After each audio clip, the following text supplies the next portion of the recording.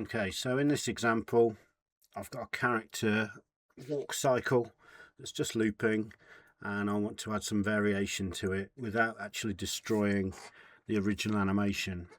I may want to blend from my new animation into the base layer animation, so using super layers we can do that quite easily.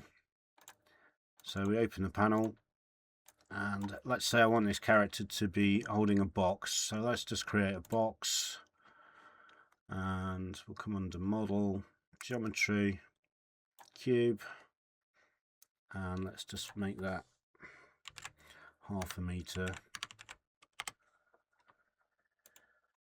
Okay, it's quite a large box. Let's parent that to the hand. So I'm just going to use the rigging toolbox with our box selected, store assignee, then select the hand, parent. Okay, so that's all we need to do. And now the box selected, I can just zero that out,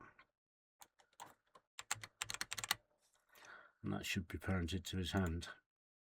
There we go. Okay, so if he's holding a box, obviously his arms are not going to be swinging, so let's select the parts of his arms and we'll create a new layer. We'll just call this arms. And what I want to do is I want this to be set to replace, because we want to replace the animation in that layer. So I'm just going to set that to be replaced. You can see that is R now. So now when we play the animation, we've got no animation at all on his arms.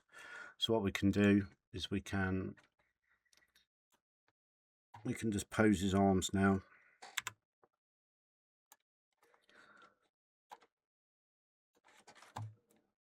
We'll move the box into the middle. I mean, we can spend a lot more time on this if we wanted, but this is just rough animation to show you. Okay, so now let's rotate his other arm into position.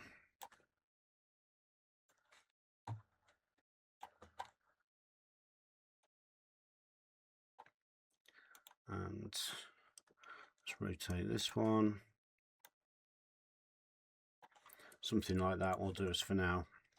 Alright, so now when we press play,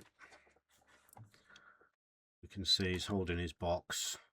If we turn this layer off, you can see we've still got our arm swing. The reason I think it plays a bit sluggish when you turn these layers on, lots of things selected. The rig has lots and lots of motion modifiers, so if you want to watch your animation in real time, just click the bones and we can see that works fine. Okay, so next, it'd be cool if we could make it look like he's sort of struggling with the weight of this a little bit. So what I'm going to do is I'm going to select his spine joints there, create a new layer. We'll leave this one at additive. Let's just make him lean back slightly.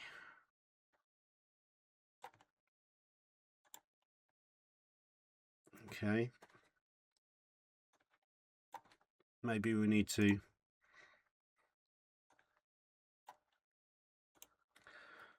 could add a new layer here, and this will be additive. We'll call this box height.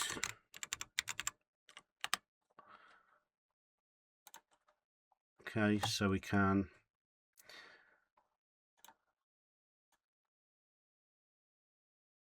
just move this down. The reason I've created the extra layer here is it means that we can tweak this with our weight value, so we don't have to select our individual controls. We can kind of just dial this in. So Obviously if it's heavy, it's not going to be lifting it up high.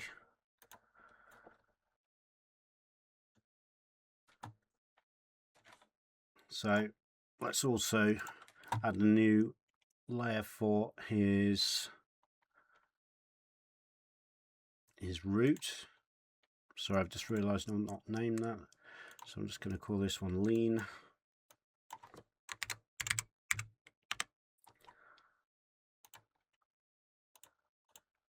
And obviously we can dial that in as well, you know, as we need to. We can even animate that using the envelopes. So let's select our root and create a new layer.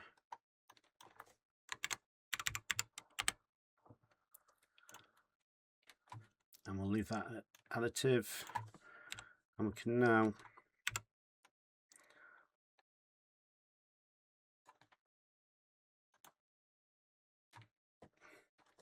let's move that down. You can see there he's struggling a little bit more with his box now. Maybe he needs to look where he's going, so let's select his head and we can just create an offset for that. Maybe get his neck and his head.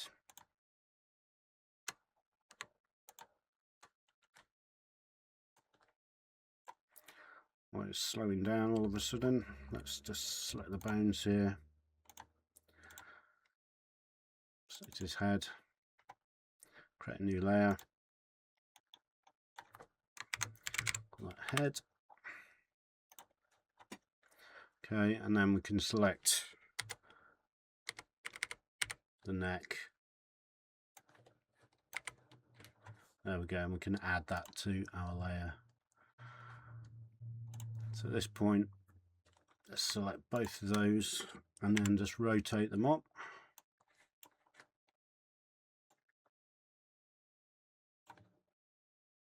Okay.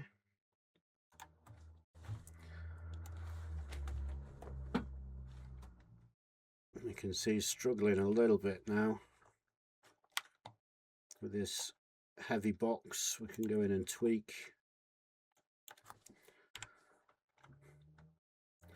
the root. Let's select the root. Maybe we need this to lean back slightly.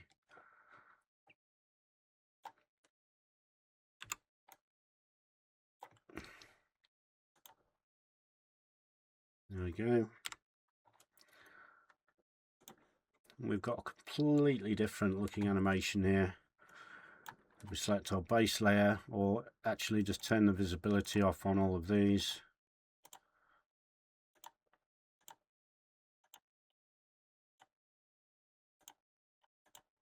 There we go, we're back to our original. So we can blend, we can, you know, replace, we can add, and just really easily get some variation going on top of our existing animation.